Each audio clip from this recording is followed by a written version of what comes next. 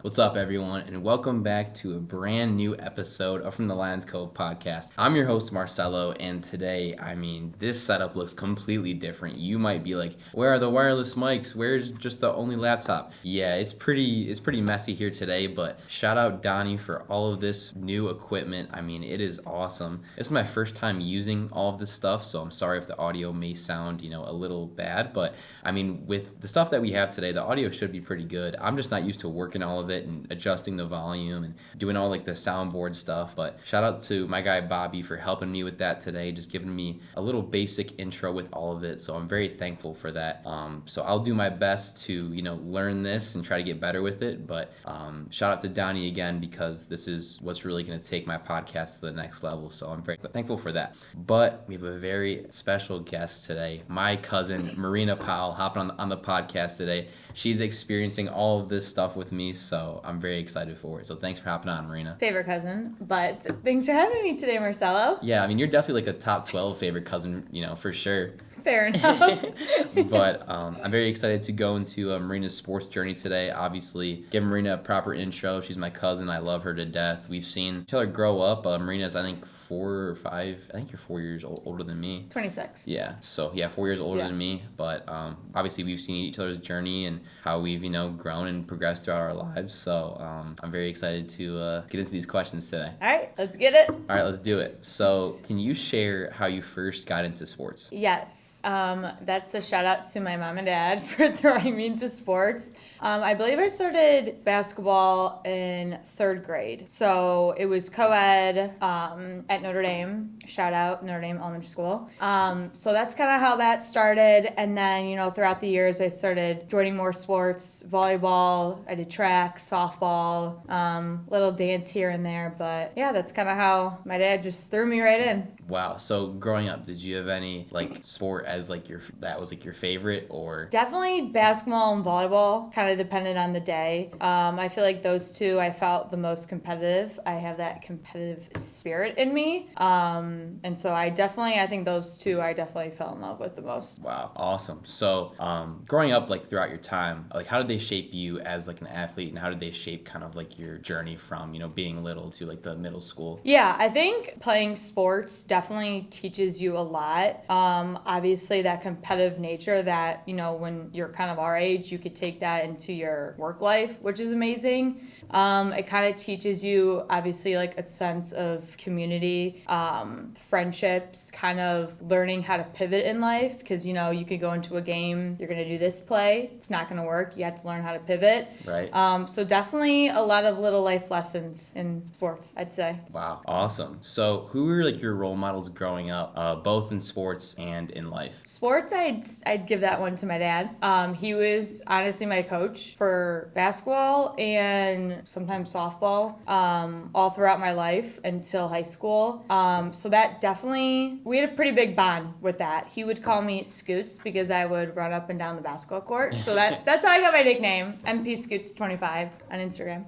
Oh my gosh. Yeah, I think it's a very special bond when your parent is kind of growing with you in a sport that you love. And as well as my mom kind of watching from the sidelines, cheering me on. I remember while I was running track, I could hear her screaming literally during my race. Yeah. So definitely my parents, my grandpa, Grandpa Morgan. Yeah. Would come to literally every single one of our sporting games since we could remember. Yeah. And I think that really kind of just pushes you to do your best, and yeah. Yeah, the one thing that was cool, to kind of touch on the Grandpa Morgan part, obviously both my grandparents, passed when I was kind of little, but it was awesome because, he'd always come to my games, so he was kind of that grandfather figure, because, obviously, mine are both up in heaven, but, he was the one that kind of came to those games, and just having family there kind of really pushes you to the next level, because as soon as you go out on that court or field, you have family up in the stands, and you always look to see if they are there. So exactly, loud family. Yeah, extremely loud family. We have a bunch of stories that we'll definitely get into for sure. I know I have one from you from my high school days, but we'll save that towards the back end. So just talk about your experience playing basketball at NDCL and how that kind of shaped your high school journey. Oh boy. Well, first I'll start off by saying I played volleyball through my freshman year.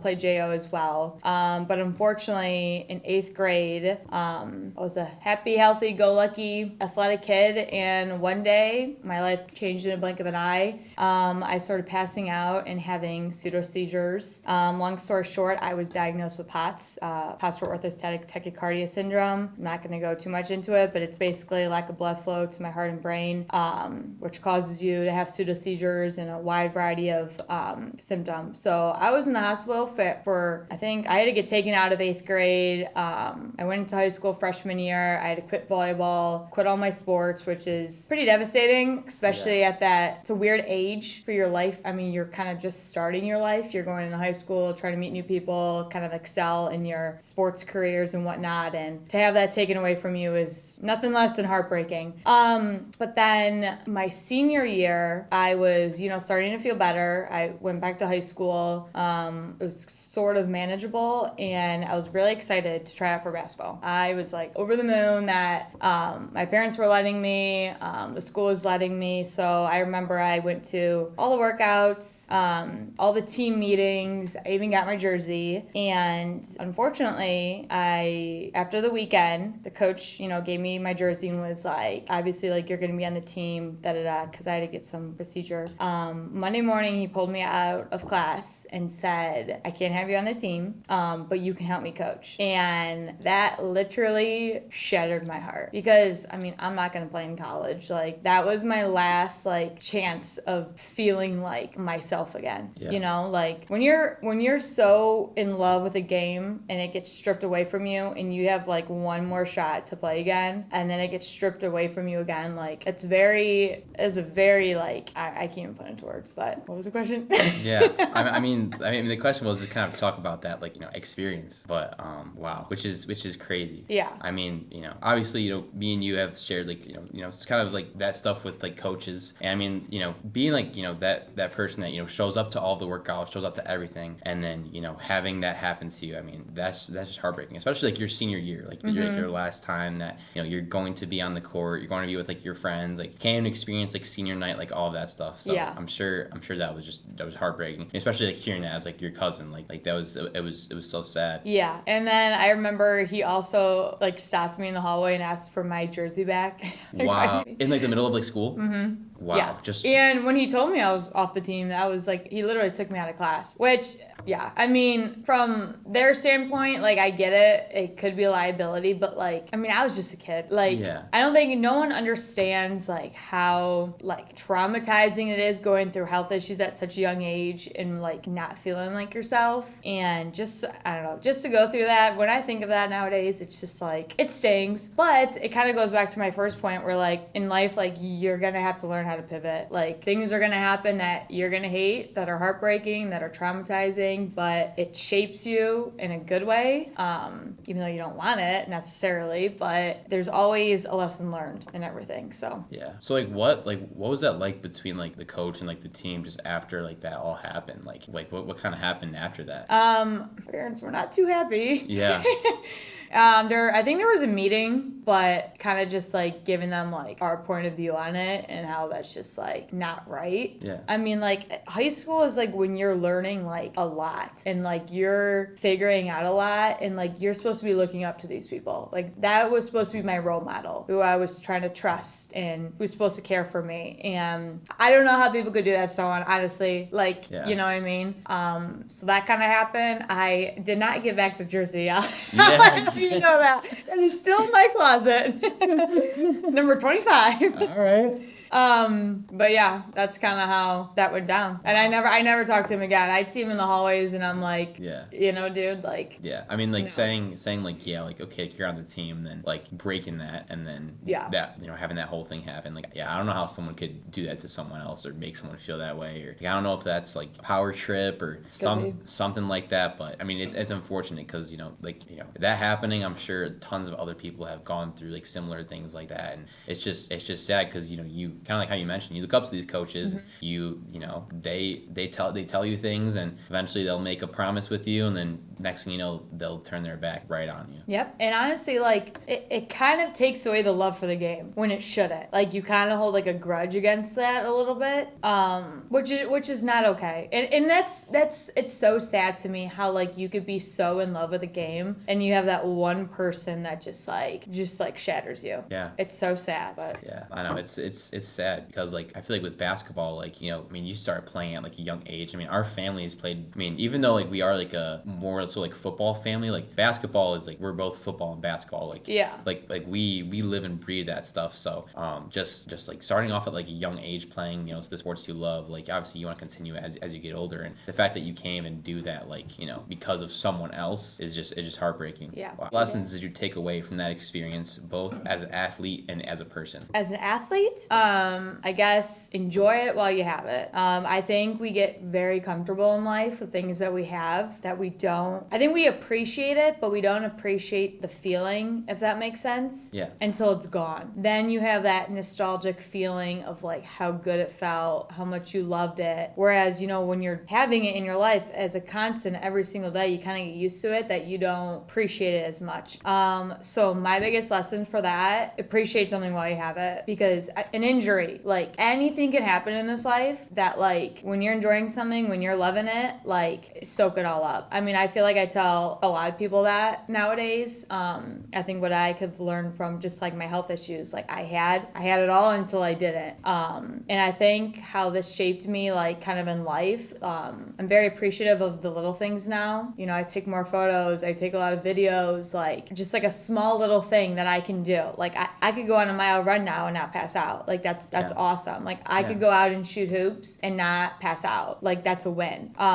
So I appreciate the little things, and I don't take it for granted anymore. Yeah. So. I mean, like kind of like to like touch on that. Like, I feel like as you get older, like you kind of have a more sense of, you know, gratitude, and you're more thankful for like the stuff that you have in life. I mean, in high school, like, you know, obviously you're thankful for like the basics. Like I feel like, you know, if you don't go through those hardships, if you don't go through like those tough times, and you really don't, you know, I guess grow, you don't learn from it, and also too, you know, you really appreciate even like the like small stuff that you have. I feel like, you know, when you're going through those hard times, you start to be thankful for the little things, like the food, like even like the clothes that you're wearing, stuff that you have in life. I feel like a lot of people, you know, they set their goals on the big picture, but in reality, like you don't know how good you have it. Like, you know, 100%. like deep down, even outside of sports, even outside of like the game. 100%. And like my mom kind of always instilled in me, like obviously like everyone's feelings are valid. Like if you're going through something traumatic or like healing from it, like obviously that's 100% valid. But like I kind of started thinking like somebody always has it worse. Like yes, like what I'm going through is like awful or went through, but like I have a great family. Like I have a great support system. Like I don't have to worry about a lot of things that like maybe somebody else does. So it could always be worse.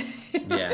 But yeah, you just have to appreciate it while you have it. Yeah, I mean, even with like, you know, like even like I feel like, you know, whining or like complaining about stuff, like I feel like as you get older as well, you kind of are like, okay, like maybe I shouldn't like complain about that, you know, someone else, you know, maybe going through something else. So I feel like it kind of gives you like a brighter perspective, but in the moment for sure, it definitely feels like, yeah, this is like the end of the world. Like kind of like, you know, I told like my story with college basketball and stuff, like that felt like the end of the world to me. Like I'm sure, you know, when that happened to you, that was like, man, this is like the end of the world. Yeah. It's the one thing that like, you know, I wanted, but you know, you definitely learn from experiences like that. Yeah, and it gets better. Always I want to say, does. as much traumatizing as this is, like, things get better and you will be okay, and your feelings are valid. Like, talk about it. Like, it's okay to complain here and there, but like it's also like it's okay to talk about it, because like I feel like everything is very hush hush and people don't like to talk about their feelings and push it down, and that could lead to, you know, a domino effect. So Yeah. talk about your feelings. Always.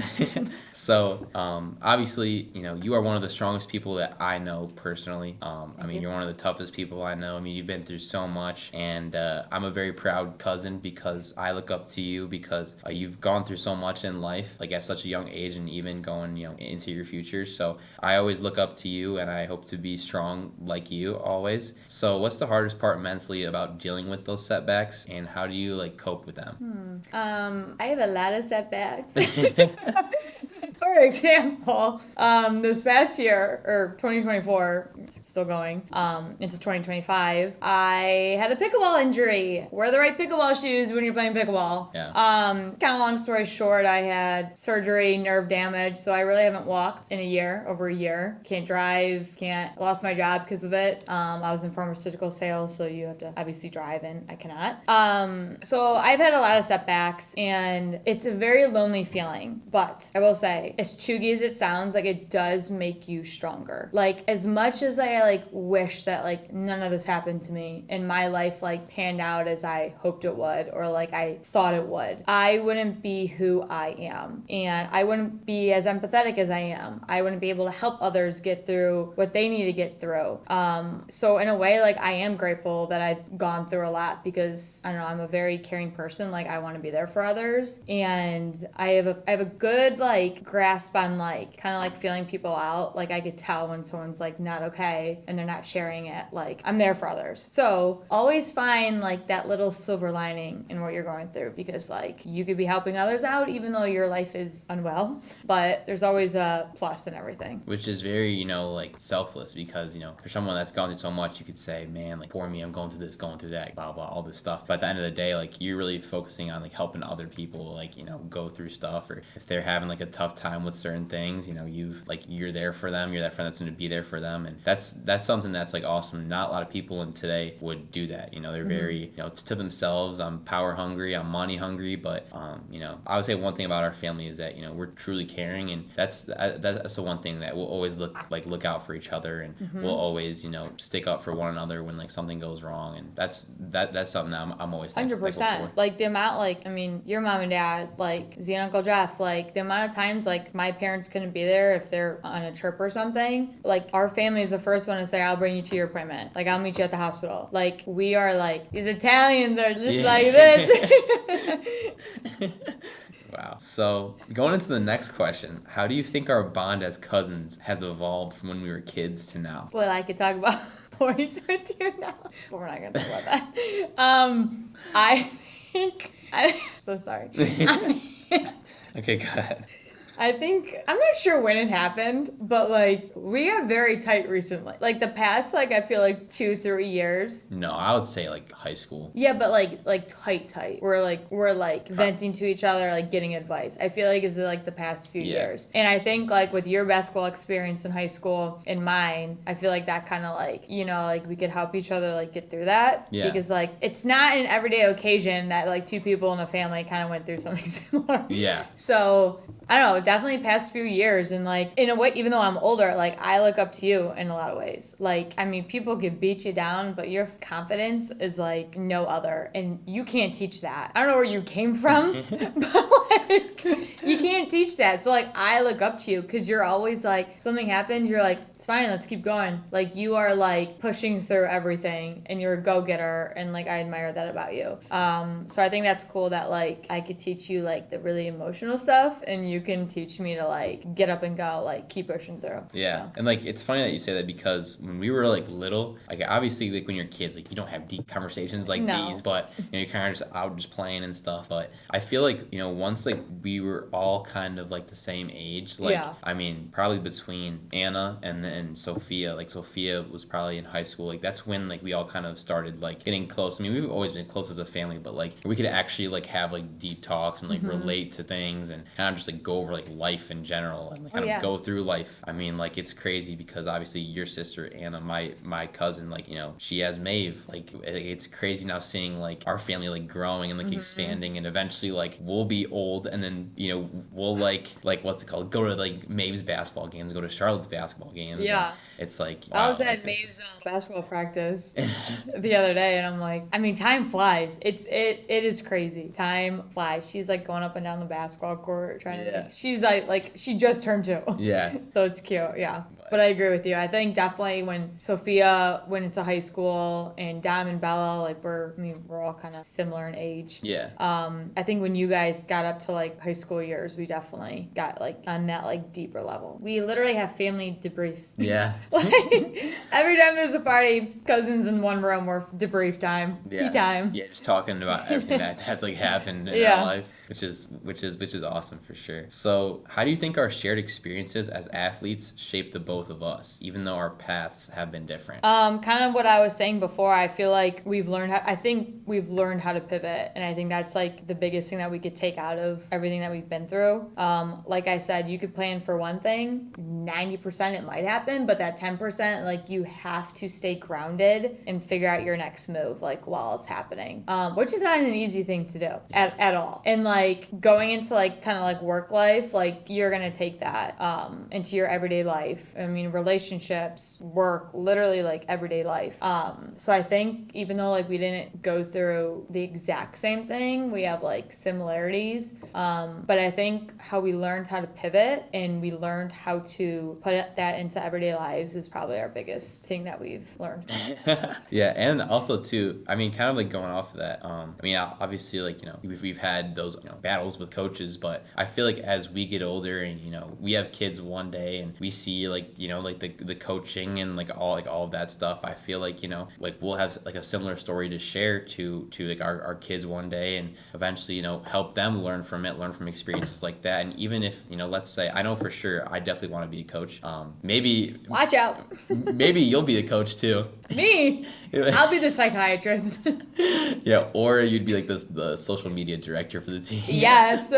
But I mean, like even being like a coach, I know like I never want to make a kid feel that way, or break someone's heart or love for the sport like that. How coaches like what they did to us, but and that's what I mean. Like, yeah, like in the moment that is awful, and like still, I mean, you think about it, stings, but like think about it like our future of like what our generation can give to the younger generation. Yeah. Because we have those experiences. Like we felt everything, we felt every emotion, and like we'll make sure like that does not happen, no matter what. Right. So and Sue, I mean, even like we could say like our parents and Nona, for example. I mean, the stuff that they went through as a kid, like we learned a bunch of that stuff, and now we carry that on through our lives, just with our toughness, strength, like just pushing through like each and every day, like no matter what, having a big belief in God, which is big. And yeah, I know those we have a lot of similarities for sure, all of us. too many.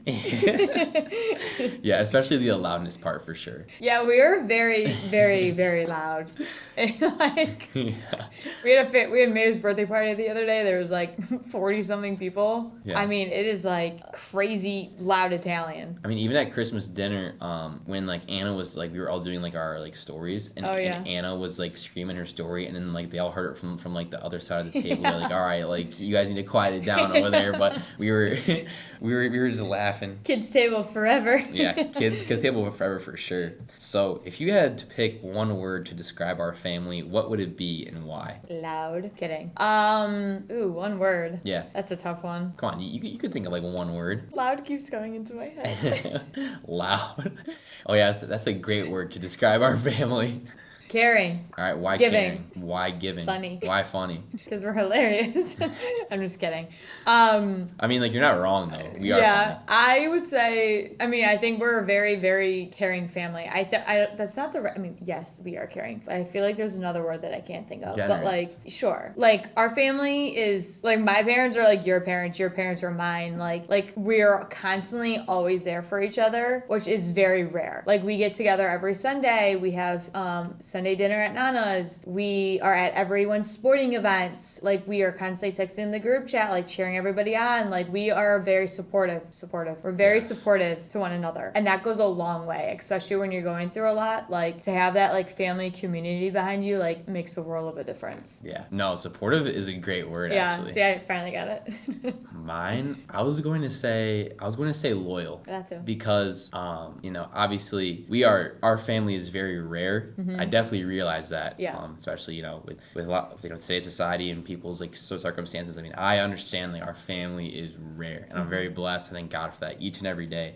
But, I mean, we are so loyal. Like, I mean, if someone messes with our family, like, we are, like, no. Like, we always stick up for each other. Like, we always have each other's back no matter what. And, we just stay by each other's side, and we love seeing each other win. Like, we love seeing each other doing, like, great things. And we have a lot humble people in our family for sure, and they won't like talk about their experiences. But once someone like sends it out to the group chat, then then our phone's blowing up. Then our phones blowing up. You're getting a ton of like messages, but we're kind of going off what you said. We are all very supportive of each other. Very much agree. We're very blessed. So now we get into the deep, funny stories. So what's a funny story you remember about each other over the years that still makes you laugh every time you think about it? Can I go first? Yeah, you go first. Okay, so I have a few of Marina. The one thing that sticks out to me was when Marina first started on like TikTok, and like she was like trying to go viral, and which I did. Which she did. But she was like, yeah, you guys gotta go check out like my TikToks. So we were all at like Nona's house and just going over, like going through like her TikToks. And there was one challenge where you dumped a gallon of milk on like on like the head. I think it was like singing like a song or something, right? I did. And eggs. I was cracking eggs on my head. Wait, but didn't that video go viral though? Yes, they both did. My mom almost killed me. Yeah, but they did. Yeah, which is crazy. It is crazy. I told you we're crazy. But no, that's definitely the one story, and then that I always like laugh at. And then I think about too when it was against Chardon, and it was my junior year, and that's when all that stuff was going on with like my coach and all that bullying. And so that game, if you haven't seen that podcast, you better go watch it. It's a great one. But my coach told me I was going to start against Chardon, and I remember me and my dad were talking about it actually a few days ago when I told you guys, I said, hey, everyone in the family come to this game. I'm gonna start. I'm finally gonna play. Like this is my time to shine. And I ended up not getting in. I got in for 53 seconds, and that was only because the student section and the whole gym was screaming for me to get in. And this is true. And this man, out of every bone in his body, was trying not to put me in. But I ended up going in. But Marina was screaming from the stands. She was like, put Marcelo in, and like everyone heard it. And then Marina and my sister go behind the bench, which is funny because my friends from Chardon at the time were all sitting behind the bench. Oh yeah. And Marina and Sophia say hi, and then they're behind the bench and they're like yelling from behind the bench, put in Marcelo. I mean, like it was awesome, and that was one of the funniest things like ever, because during such a hard time, like Marina always finds a way to make people laugh and always bring out like a smile. And even though it sucked not getting in and only getting in for like 50 seconds towards the end of the game, it was definitely awesome having everyone there just supporting you, and always having Marina making things better for sure. Mm-hmm. I remember that was crazy. Yeah. He kept looking back at me, giving me dirty looks. Yeah. He was like who? Because it was literally where the players were. Yeah. Like right here, and maybe a foot I was literally just like in this man's face, like, okay. Yeah, that's funny. My favorite memory of you, this actually recently happened. I think I cried for probably like 20 minutes after. Marcelo decided to dress up as Buddy the Elf on Christmas Day. Yeah. And literally did the scene where like Buddy the Elf like goes on the table and does that like weird dance, but like we would get in trouble if we did that, so we did it on the carpet. But like you are like, even though like you like irk me sometimes, like irk? What is irk? Like, you're hilarious. Like, I don't like to admit it all the time, but like, you are funny. Listen, someone clip this in the family right now. Send it in the family group chat so we have this forever. I'm gonna regret saying that. Yeah, that was actually hilarious. And I just love when we go on like nighttime drives. Like, like when we like go to McDonald's and get a McFlurry and like some French fries. Like, that stuff is just like priceless to me. I just love it. Yeah, times like those are truly awesome. And we definitely have a lot of stories. Like, I know, for example, like all those videos on like my old like iPod. Oh yeah. Like when we were like all over Zia's house, just like playing games in like the basement. Like all those stories are crazy. But the one thing that's like awesome is just like looking back on all those memories, because I mean those times are awesome. And it's great too, because as we all get older, like we also have that like little kid inside of all of us, which is like, people are like, oh yeah, you gotta grow up. Yeah, so Nana said that to me the other day. Really? That I'm immature. I said I'd rather be immature than boring. I'm like, we're just having fun. Like, life is so serious. Like, sit back and laugh a little bit. Like, obviously, like, when it's time to be serious, like, lock in and be serious. But, like, we got one life. Like, live it up. I mean, like, deep down, like, we're all, like, kids at, like, heart. Like, yeah, of course. And it's funny, too, because we'll always, play family games together. Like, for example, a few days ago, we were playing horse in the middle of, like, people having conversations. And we were shooting basketballs from, like, across, like, the living room when people are sitting down eating. Like, and then we always do, like, Jenga. We always do left, right, center, which is new. We just do, like, a bunch of, like, kid-like games, but that's how our family is. Like, we just love to have fun, and just, like, doing stuff like that is really, like, what keeps us young at heart, for sure. Oh, yeah. But, so this is a little off topic. Oh. But, obviously, I always ask my cousin Marina for relationship advice. And always ask for advice in general just throughout life. So obviously my cousin Marina has been through a lot. So if there's any I guess piece of advice that you would like to leave the audience about relationships or in general, if you have anything to add. Marina was bothering me about this, but I get to talk about boys now? No, just leave like a piece of like advice you would say to people out there. Okay. To the girls out there. I'm going to give one to the girls first. For the girls. If you're in a relationship and you have this feeling that like something's not right or that you deserve better and you're kind of going back and forth asking yourself like, am I just overthinking? Like, is it anxiety or like, is this true? It's not anxiety. You're not overthinking. That's your intuition telling you. That's literally your body telling you it's not right. Get out. So that's my biggest advice because I went through so many things where I'm like, it's my anxiety. It's my anxiety. It's my anxiety. It is not. It is literally your body telling you like danger, skedaddle. So please trust yourself because if you even think for a second that you deserve better, you deserve better. So that's for the girls. For the guys, Yeah. For the guys. I mean, usually like you're like pretty like good at this. So, you have an exact answer for me. No, yeah. Like, well, I mean, it depends on the guy, but like, okay, let's talk about you because like you're a great guy. Like, I know that. I think there's a fine line between like going out of your way for a girl and letting her kind of like stomp all over you. You know what I mean? Yeah. Like, obviously, there's like this, the guy has to provide, like the guy has to plan all the dates and do this and this and that. But like don't forget, like the girl should be like making effort as well. Like it should not be like you're giving with like them not giving anything back to you. So like, yes, like be a man and like, but also like you guys also deserve to feel that love and like appreciation. So awesome. That's my advice. Well, yeah. So are you happy now that you joined the podcast today? Oh my God, yes. I was literally tweaking today. I felt like I was going on a job interview. But I do have one more thing before we wrap up this episode. So for those that don't know, I end every podcast with a "What does this quote mean to you?" quote of the episode. So pretty much I'll say a quote from a famous athlete person in general. Just talk about what this quote means to you, and then you'll end the podcast off of what a quote that you live by every single day. Okay. So this quote is from Bob Marley, and it says, "You never know how strong you are until being strong is your only choice." So what does that mean to you? This is true, Bob Marley. That kind of goes back with my POTS. When you're faced with something and you either do two things with it. You either let it control your life or you mentally become strong and say, I will get through this. I will push myself until the very end. I think that's something that I had to learn. And also like, I don't want it to sound like there's not days where I'm like down bad. Like that's a normal thing, especially when you're going through, something traumatizing or life-changing or whatever you want to call it. There's a lot in life that you can control, but what you can control is how you look at it and how you move forward with it. So that's that. Awesome. And then what quote do you live by every day? The Lulu is the Salulu. If you know me, you know I use that.